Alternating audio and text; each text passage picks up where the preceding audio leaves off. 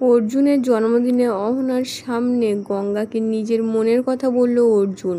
ধারাবাহিকের শুরুতে দেখা যাচ্ছে অর্জুন গঙ্গাকে বলছে, তুমি একটা কাজ করো, আমার পাশে খাটেই শুয়ে পড়ো।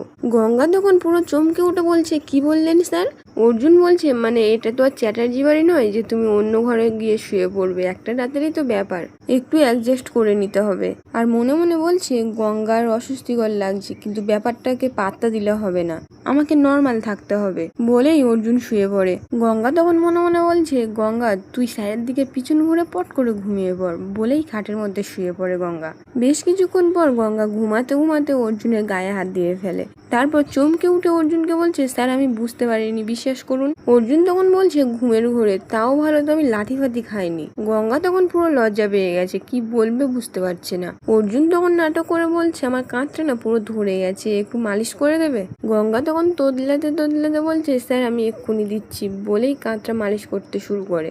অর্জুন তখন মনে মনে বলছে, মেয়েটার একেবারে লজ্জায় পড়ে গেছিল, কাঁধটা মেসেজ করতে হলে ব্যাপারটা একটু নর্মালাইজ করা গেল। বলেই গঙ্গাকে বলছে, ব্যাস ঠিক আছে, এবারে তুমি চটপটে রেডি হয়ে নাও, তোমাকে বাড়িতে ড্রপ করে আমি অফিসে যাব। তাছাড়া লখাইয়ের খোঁজটাও তো নিতে হবে। এদিকে যখন পিয়ালি সন্দীপনকে বলছে, জেঠু আপনার চাটা দিয়ে পিছন করে বলছে, এই তো গঙ্গা চলে এসছে, অনুষ্ঠান ভালো করে হলো তো? গঙ্গা তখন বলছে, জানিস পিয়ালি দিয়ে ওখানে প্যান্ডেল করে একেবারে জামাইকে হাতে করে খাইয়েছে। সন্দীপন তখন গঙ্গাকে বলছে, বা খুব ভালো ব্যাপার তো, তা আমাদের জামাইটা কোথায় গেল? গঙ্গা বলছে, আমাকে এখানে নামিয়ে দিয়ে ও অফিসে চলে গেছে। নালি তখন গঙ্গাকে বলছে, এই গঙ্গা কি কি হলো ওখানে বলো, আফটারঅল দাদা ভাইয়ের প্রথম জামাই ষষ্ঠী বলে কথা। গঙ্গা বলছে, জানো না রে দিদি, ওই লখাই মাস্তান আছে না, ও তো মেটে গঙ্গাতে মারামারি লাগিয়ে দিয়েছিল, মানে বোমাবাজি, বোতল তো ছোড়া, তারপর ইট পাথর এসব তো ছোড়াছুড়ি করেছিল। আর স্যার ধুতি পাঞ্জাবি পরে মেটে গঙ্গার জামাই হয়ে সবটা সামলেছেন। সন্দীপন তখন গঙ্গাকে বলছে, কি বলছিস, কি এত কিছু হয়ে গেল আমি জানতে পারলাম না। আর ওই লখাই বলে ছেলেটা তোকে উত্তপ্ত করতো তাই না? আর ও জানলোই বা কি করে তুই আর অর্জুন মেটে গঙ্গাতে জামাই ষষ্ঠী করতে যাচ্ছিস?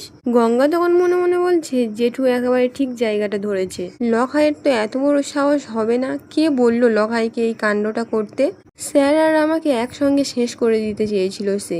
বলেই উপালির ঘরে এসে একটা খাটের উপর জামা দেখতে পেয়ে জামাটা নিয়ে উপালিকে বলছে, এই জামাটা কার জামা গো? উপালি বলছে, এটা দাদা ভাইয়ের জন্য।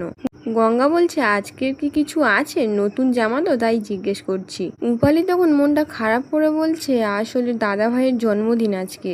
গঙ্গা বলছে, কই আমাকে তো কিছু বলেনি, আর বাড়িতে তো সব চুপচাপ, কোনো উত্তেজনাও তো নেই। উপালি বলছে, আসলে দাদা ভাইয়ের জন্মদিন না এ বাড়িতে হয় না, আসলে দাদা ভাই ওর জন্মদিন কাউকে পালন করতে দেয় না।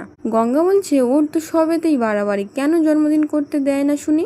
উপালি বলছে, আসলে মেজো কাকি তো ওর ছোট্টবেলা থেকে কোনোদিন জন্মদিন পালন করেনি, তাই হয়তো ওর মনে অভিমান জমে গেছে অনেক। আমার মনে হয় দাদা ভাইয়ের মা নেই তো, তাই এ বাড়িতে ওর জন্মদিন পালন করে না। জানো তো, আমরা ভাই বোনেরা বড় হওয়ার পর জন্মদিন করার চেষ্টা করেছি, কিন্তু দাদা ভাই করতে দেয়নি। বোধ হয় ওই অভিমান থেকেই সবকিছু করতো। অহনা শুধু ওকে ডিনারে নিয়ে যেত, ব্যাস অতটুকুই, আর কেউ কিছু করতো না। জানো তো, প্রতি বছর এই দিনটাতে বাড়িতে সকলে ঘুমিয়ে পড়ার পর দাদা ভাই বাড়িতে ঢোকে। গঙ্গা বলছে, বুঝলাম, এতদিন যা হয়েছে, এবার থেকে আর হবে না। আজকে এই বাড়িতে ওই স্যানিটাইজার বাবুর জন্মদিন পালন হবে। উপালি বলছে, শোনো, এটা করবে না, প্রচন্ড অশান্তি হয়ে যাবে। গঙ্গা বলছে, অশান্তিকে শান্তিতে বদলাতে জানে গঙ্গা দিদি ভাই, তুমি কোনো চিন্তা করো না, আজকে স্যানিটাইজার বাবুর জন্মদিন পালন করা হবে। এদিকে যখন একজন কনস্টেবল অর্জুনের কেবিনে এসে বার্থডে কেক নিয়ে অর্জুনকে বলছে, স্যার হ্যাপি বার্থডে। অর্জুন তখন প্রচন্ড রেগে গিয়ে সুনন্দাকে ডেকে বলছে, এগুলো কি, এখান থেকে এগুলো নিয়ে যাও। আর রামায়ণকে বলছে, এখানে ডিউটি করতে এসেছো, ফার্দার যেন এসব আর না দেখি। বলেই ওখান থেকে বেরিয়ে যায়। রামায়ণ তখন সুনন্দাকে বলছে, সুনন্দাদি ব্যাপারটা কি বলো তো, তোমরা তো কাল বলছিলে তাই আমি নিয়ে আসলাম। সুনন্দা বলছে, ব্যাপারটা যদি ঠিক থাকতো তাহলে কি আর আমরা চুপ করে থাকতাম স্যারের জন্মদিনের দিন? রামায়ণ বলছে, স্যার জন্মদিন পালন করেন না কেন? সুনন্দা বলছে, সেটা তো আমরা জানি না, আর কেকটা নিয়ে তাড়াতাড়ি চলো, না হলে আবার কোথায় চলে আসবে। রামায়ণ তখন কেকটা নিয়ে ওখান থেকে চলে যায়। তখনই ওখানে অর্জুন আসতে সুনন্দা অর্জুনকে বলছে, স্যার আপনি জন্মদিন পালন করেন না কেন? অর্জুন বলছে আমার জীবনে কোনো জন্মদিন নেই। এদিকে যখন গঙ্গা সন্দীপনকে বলছে জেঠু স্যানিটাইজার বাবু তো আর জন্মদিন তাই পালন করব।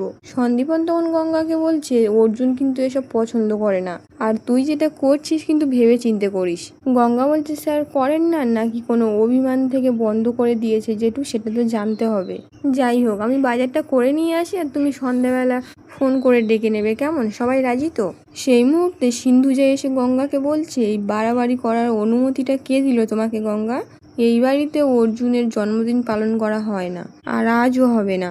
গঙ্গা তখন সিন্ধুজাকে বলছে আপনি মা হয়ে কেন জন্মদিন পালন করেন না সেটা জানতে চাই ম্যাডাম। ছেলের জন্মদিনের দিন সব মায়েরা তার আয়ু বাড়ানোর জন্য পুজো দেন, সেটা আপনি কেন করবেন না? সিন্ধুজা যখন প্রচন্ড রেগে গিয়ে বলছে তুমি আমার কাছে কৈফিয়ত চাইছো, তুমি জানো আমি কে? সন্দীপন তখন বলছে ছোট বৌমা, গঙ্গা ভালো করেই জানে তুমি কে। ঠিক আছে, তুমি করছো না, গঙ্গা তো অর্জুনের বউ, তুমি না করতে পারো, ওকে জন্মদিনটা পালন করতে দাও, ওকে আটকাচ্ছ কেন? সিন্ধুজা তখন বলছে আমার তো কোনো পজিশনই নেই এই বাড়িতে, তোমাদের যা প্রাণে চায় সেটাই তোমরা করো, শুধু এই জন্মদিন পালন নিয়ে যেন রাতে কোনো ঝামেলা না হয়। আজকের পর্বটি এখানেই শেষ হয়ে যায়। কেমন লাগলো কমেন্টে জানাতে ভুলবেন না।